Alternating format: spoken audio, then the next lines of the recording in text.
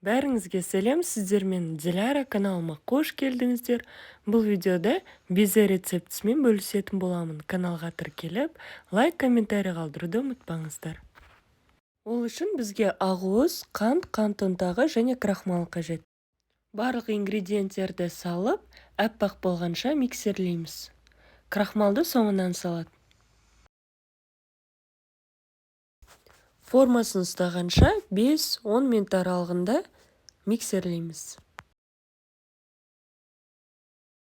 Енді кондитерлі мешокқа насадка салып, дайын болған массамызды салып шығамыз.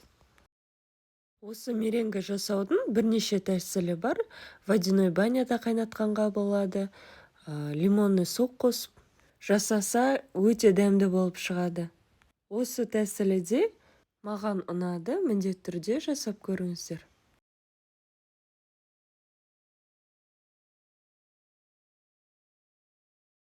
Осындай диаметрі 16 см болатын маква бисквитқа ақ безе жасадым.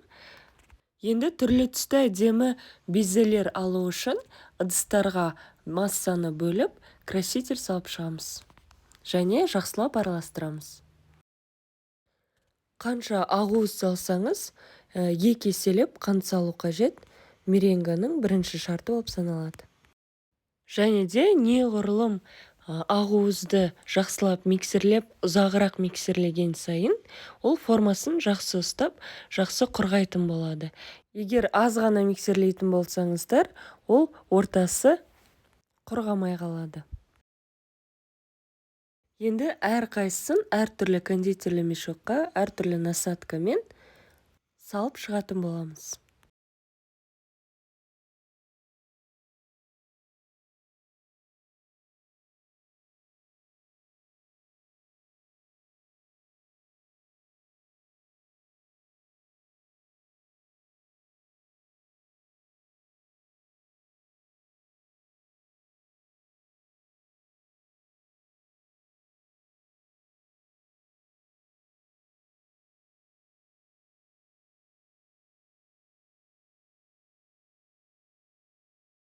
Бізге осындай ағаш таяқшалар қажет болады. Енді таяқшаны безенің ішіне салып шығамыз да, насадкамен әдемі форма жасайтын боламыз.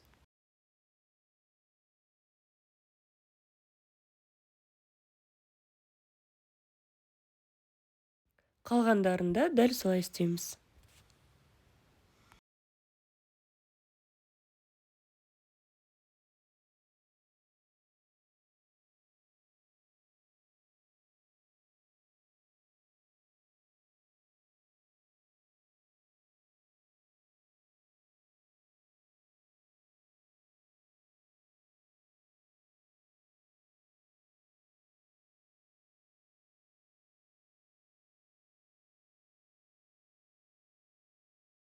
Енді алдын ала қызып тұрған пеште 100 градуста 2,5 сағаттай құрғатамыз. Егер насадкада аз қалатын болса, кішкентай ғана жұлдызшалар жасауға болады. Ол торттың оформлениясына әдемі көрінеді. Толықтай құрғап болған соң, безені палочкаларымыз дайын болды. Міндетті түрде жасап көріңіздер.